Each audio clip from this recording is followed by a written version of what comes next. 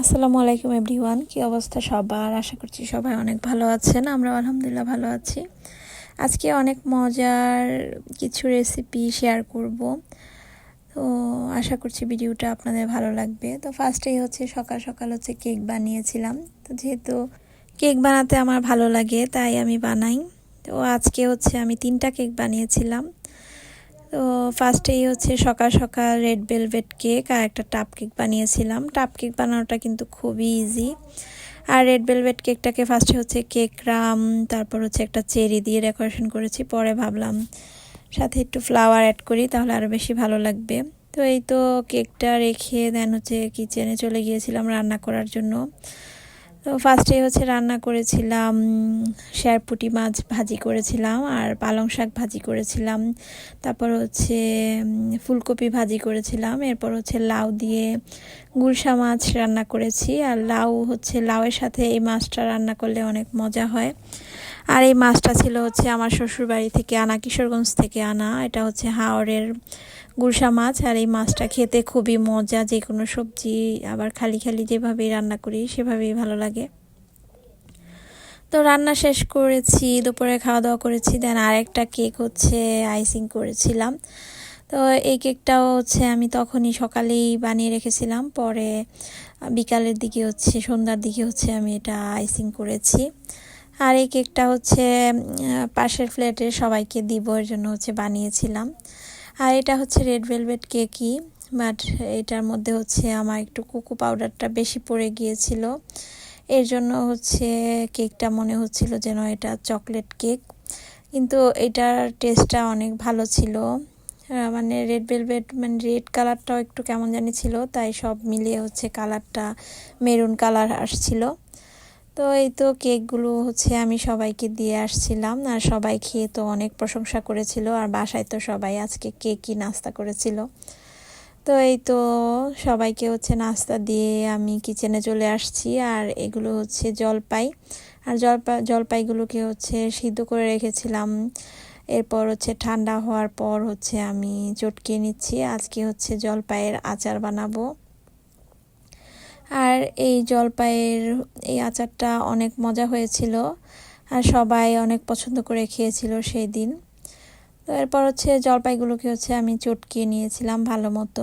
আর পরে হচ্ছে চুলায় একটা প্যান বসিয়ে দিয়েছিলাম, আর এর মধ্যে হচ্ছে আমি সরিষার তেল দিয়ে দিয়েছি। আবার হচ্ছে এখানে দিয়ে দিয়েছি হচ্ছে শুকনা মরিচ, আর এটা ছিল হচ্ছে কুচি করে কাটা মরিচ। তো এটাকে হচ্ছে ফার্স্টেই হচ্ছে আমি তেলের মধ্যে ভাজবো। তো মরিচটাকে হচ্ছে ভাজতে ভাজতে একদম ক্রিস্পি করে ফেলবো, আর একটা সুন্দর গন্ধ আসবে, এরকম হবে। আর এই আচারটা হচ্ছে আমি আজকে ফার্স্ট টাইম বানাচ্ছি, আর কখনোই বানাই নাই। তো সেই দিন হচ্ছে এই আচারটা দেখে আমার অনেক ইচ্ছা করছিল যে এই আচারটা আমি বানাবো।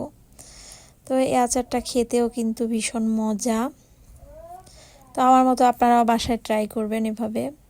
তো এরপর হচ্ছে তেলের মধ্যে যে আমি যেই মরিচটা ভেজে রেখেছিলাম সেটার উপরে হচ্ছে জলপাইয়ের যেই চটকানো জলপাইগুলো ছিল, মথে রাখা যেই জলপাইগুলো ছিল, সিদ্ধ জলপাই, এটা হচ্ছে আমি দিয়ে দিয়েছিলাম।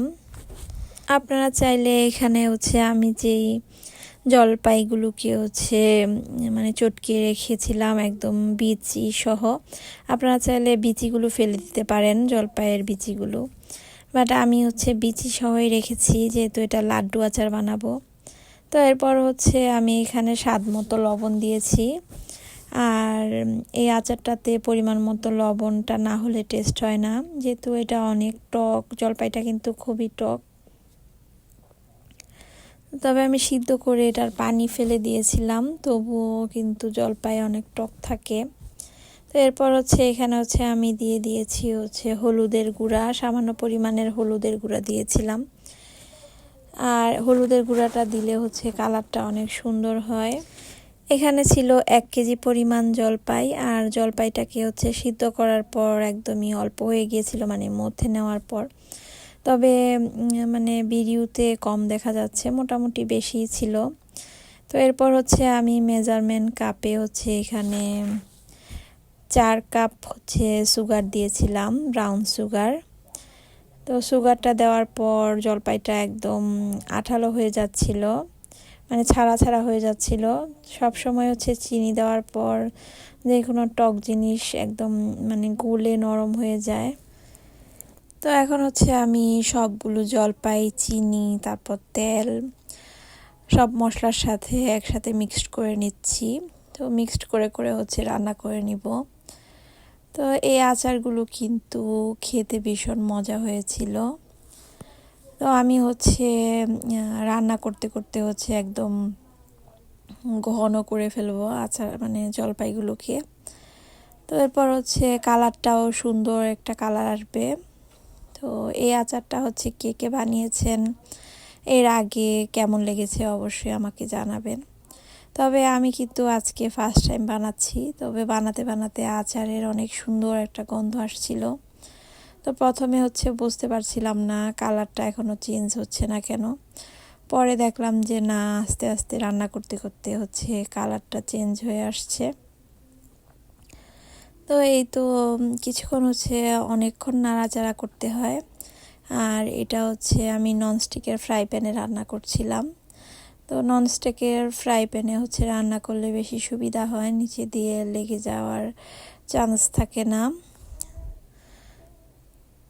আর আমি হচ্ছে এর মধ্যে মিক্সড করে রাখা হচ্ছে আচারের যে মশলাটা থাকে সেটা দিয়ে দিয়েছিলাম হচ্ছে নামানোর আগে। আর এটা হচ্ছে 5 ফোড়ন, সব মশলা মানে 5 ফোড়ন একসাথে হচ্ছে মিক্সড করে নিয়েছিলাম। তো এই তো রান্না করতে করতে হচ্ছে আমার আচারের কালারটা এরকম হয়েছে। আর এরপর হচ্ছে এটা এমনিতেই লাড্ডু শেপের হয়ে যাচ্ছিল। আমি হচ্ছে ঠান্ডা করে লাড্ডু শেপ করে নিচ্ছিলাম।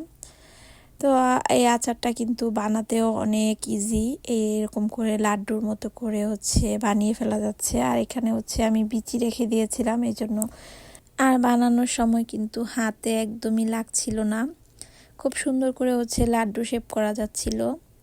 আর অবশ্যই ঠান্ডা করে নিতে হবে লাড্ডুগুলো বানানোর জন্য। কেউ চাইলে এমনিতেও রেখে দিতে পারে, মানে কাচের জারে কন্টেনারে ভরে। তো আমি হচ্ছে লাড্ডু আচার বানাবো যেহেতু, তাই লাড্ডু শেপ করে নিচ্ছিলাম। তো এই তো আমার ফার্স্ট টাইম লাড্ডু আচার বানানো রেডি। আজকে ব্লগটা এই পর্যন্তই। Thank you for watching.